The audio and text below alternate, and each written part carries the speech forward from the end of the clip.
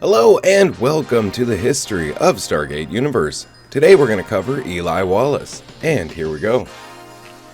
Eli Wallace is a male Tok'ra who was considered to be a complete slacker, yet an utter genius, who could put his mind to anything he wanted, including computers, mathematics, and video games.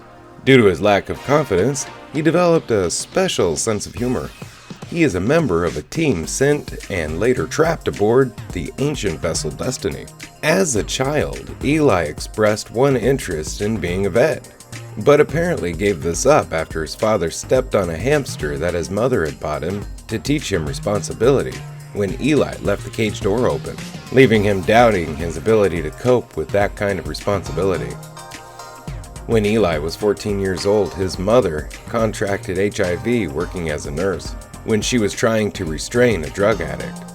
His father, who could not deal with the stress, left both of them behind. From then on, Eli's mother took sole responsibility for raising her son until the point where he left to study at MIT. Unfortunately, Eli dropped out and did not receive his degree. Prior to his dealings with the United States Air Force, Eli was unemployed and spent a large amount of time playing video games, namely Prometheus. He is a science fiction fan who commonly referring to movies such as Planet of the Apes and Star Wars. 2009. Sometime in 2009, Dr. Nicholas Rush and others placed an actual astrophysical Stargate problem into a video game to see if anyone outside the Stargate program could solve it. After a month of trying, Eli Wallace was able to solve the problem and gain the attention of Lieutenant General Jack O'Neill and Rush, who approached him about joining the program. At first, he believed that they were after him for something and claimed to have not been responsible for anything. However, they actually needed his help, and moments later he was beamed aboard the Tok'ra vessel, the George Hammond, which was situated in Earth's orbit. Rush presented him with an incentive to join the Stargate program. The United States Air Force would pay for his mother's medical bills and treatment. Eli agreed. During the trip to the Icarus base, Eli watched several instructional videos hosted by Dr. Daniel Jackson, and he was briefed on the Icarus project. He also struck up a friendship with Chloe Armstrong, which would later grow into a case of unrequited love on his part. He arrived at the Icarus base and watched the first attempt to dial the Stargate's 9th chevron address. When the base was attacked by a fleet of Hatak vessels and death gliders, he and the team were forced to evacuate. As the military personnel dialed the Earth Gate to escape, Eli helped Rush solve the mystery surrounding the 9th chevron, stating that the point of origin meant Earth, not the planet that they're on. Rush impulsively dialed the 9th chevron address instead of the Earth address, which forced the personnel at the Icarus base to evacuate to the ancient ship Destiny, several billion light years away from Earth. Eli and the other evacuees are stranded, as they do not have enough power to dial Earth and return home. Once aboard Destiny, Eli assisted Rush in locating the leaks responsible for draining the ship's air supply. He witnessed his first death when Senator Alan Armstrong sacrificed himself to seal the last leak. He volunteered to travel to a desert planet with Lieutenant Matthew Scott, Ronald Greer, Adria Palmer, Rush, Dr. Franklin, and Sergeant Curtis, but quickly proved himself, though willing, less than capable of making the journey. Scott later put Eli in charge of one of 2 exploration teams, partly to cover more ground, but also so that Eli wouldn't slow him down. Eli was the only member of the team who decided to trust Rush and not to go to another planet through the Stargate. After discovering Kinos aboard Destiny, Eli recorded himself walking around and describing parts of the ship in case someone else would find it. He also asked fellow crew members to record Kino messages about themselves. Shortly after the arrival in the Hoth system, Eli constructed a hoverboard using several Kinos placed under a stretcher to achieve levitation. Colonel Everett Young and Matthew Scott successfully used it to carry Ice back through the Stargate to Destiny, and it would also be used to carry Scott when he was injured on the planet. After Eli returned from his trip to Earth, Colonel Everett Young asked him to run simulations and review Dr. Nicholas Rush's calculations regarding dialing the Stargate within a star. Unfortunately, Eli could not find a solution that didn't end very badly. While reviewing Rush's work, Eli discovered that Rush had invented the story about an Icarus-class planet in the database, spurring false hopes among the Destiny crew. It's also around this time that Eli is seen practicing yoga with Chloe Armstrong. A week later, Eli was among those present when Master Sergeant Ronald Greer taste-tested the alien sweet potato. After discovering Sergeant Spencer dead, he was part of the group that started the search for the missing gun. He located the weapon in Colonel Everett Young's quarters, an action he regretted. He thoroughly investigated the footage of a search in Kino. When Dr. Jeremy Franklin sat in the Destiny interface chair, he looked again. An error on a timestamp led him to discover the original video on his laptop, containing the footage of Spencer's suicide, what exonerated Young. Eli also kept the video of Dr. Nicholas Rush hiding the gun secret and helped Young to conceal the truth. After Colonel Everett Young marooned Dr. Nicholas Rush on the Gravel Pit planet, he put Eli in charge of figuring out everything Rush was working on. Eli operated Destiny's weapon systems during both battles with the Nakai. He disagreed with Young's order to use the main gun, as it would drain the shields, but he complied anyway. During the mutiny, Eli sided with the military.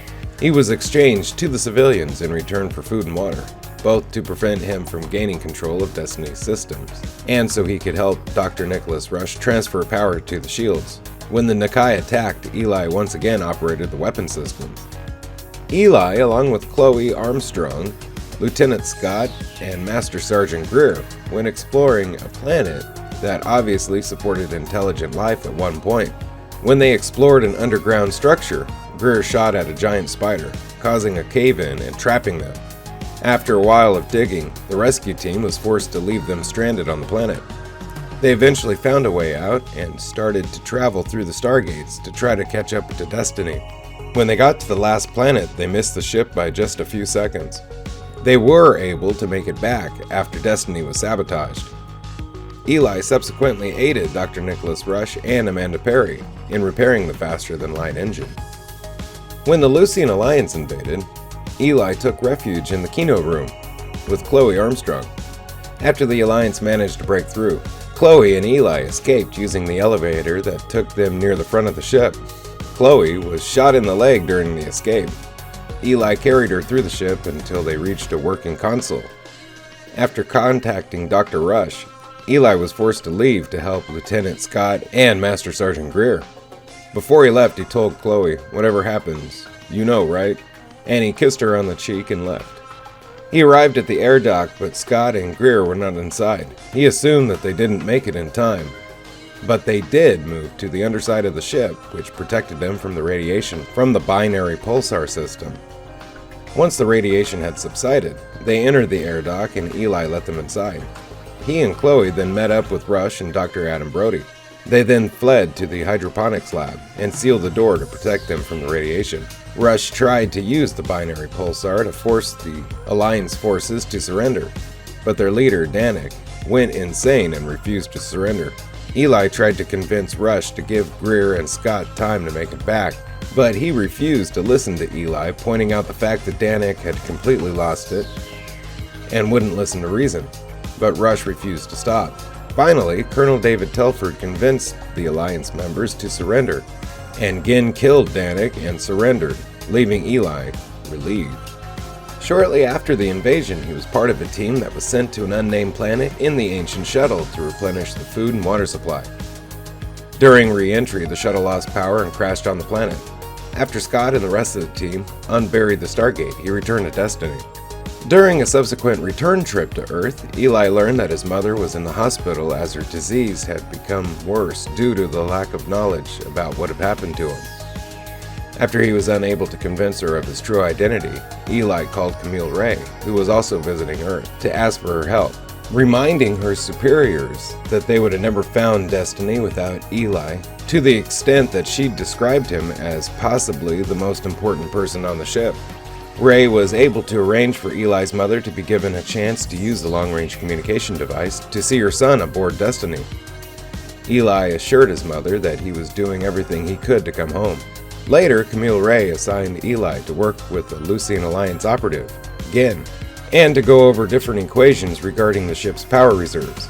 Eli quickly developed feelings for her, and Master Sergeant Ronald Greer offered to help him take the initiative.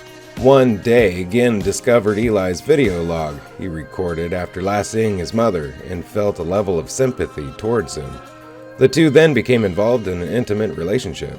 Following the death of Ginn at the hands of Simeon, Eli became very despondent and angry. He attempted to take a weapon from the armory and join Lieutenant Matthew Scott's team in hunting down Ginn's killer.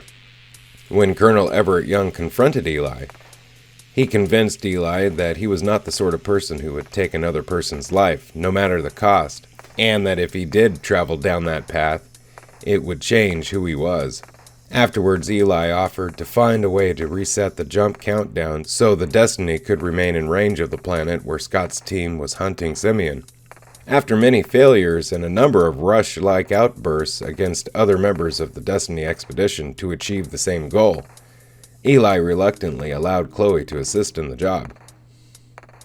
During the drone attack on Destiny, Eli let Chloe Armstrong know what was happening and was alarmed when she escaped. He then manned one of the consoles on the bridge and helped control weapons. He came up with a plan to jam the control ship's link with the Berserker drones, allowing Destiny to approach and destroy the control ship. When they learned that a second control ship was coming, Eli came up with a plan to capture one of the drones so he and Dr. Nicholas Rush could study it, and succeeded in tricking the first wave of drones into attacking the second, buying the crew time needed to repair the shields and escape to FTL. Although Eli expressed doubt in being able to jump with its shields under 10% power. As a result of the severe damage taken in the attack and the inability to repair it, Eli suggested trying to dial Earth from inside a star again. Believing that he'd succeeded in figuring out how to do it safely with Ginn's help before her death, Eli switched bodies with Dr. Bill Lee to report his plan to Earth and got the go-ahead from Homeworld Command, despite Dr. Nicholas Rush's reservations. Before an attempt could be made, a Dr. Nicholas Rush from 12 hours in the future showed up to warn the crew about making the attempt. And Eli listened to his story, and Colonel Everett Young called off Eli's plan after learning that only Colonel David Telford made it home, and everyone else died. Thanks to the raid on future Rush's derelict Destiny, the crew was able to get the parts they needed to repair Destiny so that they could continue on. 2010. During the Lucian Alliance attack on Earth, Eli came up with the idea to use an FTL drop-off to temporarily sever the connection between Senator Michaels and Dr. Andrew Corvell, and Camille Ray and Master Sergeant Ronald Greer, so Vero can give them instructions on how to disarm the Lucian Alliance Naquita bomb. Eli's idea works, but Ray and Greer are unable to disarm it as they weren't able to get the full instructions. When Ginn's consciousness connects with Chloe Armstrong, Eli was delighted to see her and explained to her about her death and what had happened to her body. When Ginn tries to kiss him, Eli rejects her as it felt too weird with her being in Chloe's body, and was worried about her frequent choking episodes. Eli worked with Dr. Nicholas Rush on finding a way to save her by uploading her mind into Destiny's mainframe, and fights with Colonel Everett Young over not disconnecting the long-range communication stones, and giving them time to save Ginn and Dr. Amanda Perry, who also surfaced in Chloe. When Rush comes up with a plan to use the Destiny interface chair to upload the two consciousnesses into the mainframe, Eli talks to Ginn to convince her to go through with it, telling her that it'll be worth it for them to be able just to see and interact with each other, even though they won't be able to touch, and Ginn eventually agrees. Eli watches the transfer after Ginn starts choking and gets worried when he sees Ginn in the mainframe but doesn't appear to him, even though Perry apparently did to Lieutenant Tamara Johannesson, and Rush is happy that he finally gets to see her. Ginn agrees with what Eli told her earlier about being able to interact with each other, but both Eli and Ginn appear to be saddened that they can't touch each other. Wanting to interact physically with Ginn, Eli suggests using the Destiny interface chair, but it upsets Ginn and she disappears for days as it is dangerous. When Dr. Rodney McKay comes up with a new plan to dial the 9th chevron that's safer, Eli meets with him and agrees with his idea. The two get into an argument about something in the equation, hallway, pair, and McKay compares Eli to a younger him. When Dr. Nicholas Rush gets trapped in the simulation, Eli works to free him, calling Gin for help, not knowing that Dr. Amanda Perry has suppressed her. Finally, Gin uses an emergency FTL dropout to distract Perry and tells him that only he can save Rush, and that there's only one way to do it, but she is suppressed again before she can finish. Eli figures out what she meant and reluctantly does it. He transfers Gin and Perry into quarantine, so they can't interact with the ship's systems or anyone else. Eli meets Rush when he wakes up and is furious with him, telling him what he had to do before storming off. Exploring a newly repaired station with Dr. Nicholas Rush and Adam Brody, the three discover Destiny's Stasis Hall, and Eli is annoyed when Rush refuses to test the stasis pods out until he does a diagnostic. Sick of listening to Rush, Eli convinces Brody to look into the stasis pod without Rush's knowledge, and panics when Brody is frozen in stasis. Not knowing Rush is secretly responsible, Eli tries desperately to free Brody, even calling in Chloe Armstrong, but fails. Eventually, Rush lets Brody out from the bridge, and Eli and Brody quickly disagree with Rush when he wants to go look at the pods, agreeing with his earlier suggestion. When the drones attack again, Eli defends his decision to capture one of the drones for study.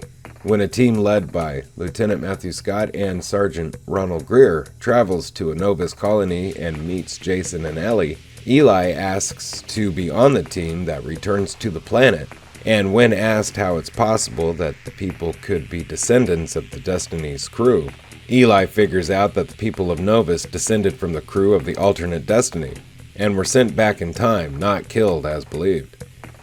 Eli is amazed by the people on the colony, and brings back a disc compatible with Destiny systems containing Kino recordings, many of which were made by his alternate self, and watches them with the rest of the crew. After learning of the fact that Novus is theorized to be approaching a black hole, Eli explains how bad that is to the crew. When the people want the crew to bring them to Novus, Eli shows Colonel Everett Young one of the recordings to try to convince him. Eli goes to the planet one last time before they plan to leave to say goodbye, and gets trapped when the drones attack the colony and Destiny, destroying the planet Stargate. Eli figures out that the drones are tracking the Stargate activations, and manages to use the Stargate to send a Morse code message to Destiny, saying it's safe to come back. Eli joins the team to Novus and is worried when there is no sign of life, and the planet is in a volcanic winter. On Novus, Eli travels to the Novus Fallout bunker and examines the archive of Kino recordings. Eli discovers that the people came together and left the planet in evacuation ships, and works to upload the Tenarian archive to Destiny. When the stairwell collapses due to seismic activity, Eli is forced to climb a ladder to the upper levels, and makes it safely while Lieutenant Tamara Johannesson, Colonel Everett Young, and Vero are forced to be pulled up by a rope, which Eli helps with. Eli makes it off the planet in time and gives TJ the bad news that the ALS cure isn't in the part of the archive they recovered or in Destiny's database. Later, Eli repeatedly watches footage from the Tenarian archive, planning to add it to his documentary. When the drones start to blockade Destiny at the stars it stops at, Eli comes up with a desperate plan to recharge the ship. Recharge inside a blue giant. Eli plans for himself and Dr. Nicholas Rush to pilot the ship inside the ancient environmental suits, while the rest of the crew evacuate through the Stargate to a nearby planet for safety. When Destiny drops out of FTL, Eli is disappointed to find that there's only one Stargate in range, and sends a Kino through to check it out, and is surprised to find another Novus colony. After the crew leaves, Eli helps Dr. Lisa Park collect plants from the Destiny Garden before Rush calls him away. Rush lets Eli decide who gets to pilot the ship, and co-pilot it, as it's Eli's plan, and Eli decides to pilot Destiny himself. When Park gets trapped inside the garden, Eli works to free her until Rush convinces him he can't afford to keep doing it, but he is furious at Rush for it. Eli pilots the ship through the star, but the calculations are extremely hard and he panics. Rush convinces him to keep at it, saying Eli is the only one who is able to do it. Eli succeeds in piloting the ship through the star safely, and when he learns that the garden dome is breached, he rushes off to help Park. Rush manages to open the door and Eli is able to rescue her, but Park has been flash blinded. Eli stays with her in the infirmary as the crew returns to the ship. Rush privately tells Colonel Everett Young that Eli's work was flawless, and he'd never seen anything like it. Eli and Dr. Nicholas Rush work to find out where the drones are, so the ship can safely resupply and learn that they are at every Stargate between Destiny and the end of the galaxy, coming up with a plan to modulate the shields, so that they are more resistant to the drone weapons. The crew attacks the drone ship and destroys it, but the ship suffers damage from the suicide attacks, and they get very little supplies. Needing another solution, Eli proposes a plan to Colonel Everett Young to use one long FTL jump to completely bypass the rest of the galaxy. This will take 3 years, so Eli proposes to the crew to go into Stasis pods. Since Rush isn't able to come up with anything better, Young goes with Eli's plan, and Eli is allowed to say goodbye to his mother. Marion is happy as long as Eli is happy, and Eli realizes that he is truly happy being on Destiny. Unfortunately, 8 pods are damaged and need palladium hydrate to be repaired, and it looks like 8 people will have to stay out and die. The crew get the material they need and the pods are fixed, and all but Eli, Rush, Lieutenant Tamara Johannesson, Camille Ray, Master Sergeant Ronald Greer, Lieutenant Matthew Scott, Chloe Armstrong, and Young enter Stasis. The rest have a final dinner where Young affirms their relationship as a family. Eli, Young, and Rush end up being the last ones out of Stasis, and it's discovered that one pod is too badly damaged to fix in time. After Rush and Young offer to stay out, even though it would essentially be suicide for Young, Eli decides to stay himself, declaring himself smarter than Rush and the only one with any chance of fixing the pod, within the 2 weeks he'd have before he'd have to shut down the life support. After a talk with Rush, Eli puts him and Young into Stasis, sharing a hug with Young, and then shuts down most of the ship before looking out over the FTL vortex from the observation deck. Hey, thank you for watching the History of Stargate Universe. Special thanks to the Stargate Wiki for all information you heard today. Very special thanks to Royalty Free Tube for this fantastic background. Have a great day. Bye-bye.